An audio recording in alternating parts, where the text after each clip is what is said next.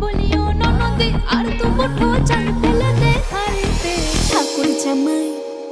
ঠাকুর জামাই এলো বাড়িতে, ও ননদি ঠাকুর জামাই এলো বাড়িতে। বলিও ননদি আর তো মুঠো চাল ফেলে দে হাড়িতে। ঠাকুর জামাই এলো বাড়িতে, ও ননদি ঠাকুর জামাই এলো বাড়িতে। যার বউ নেই তার কপাল ভালো, কেন করলাম বিয়ে?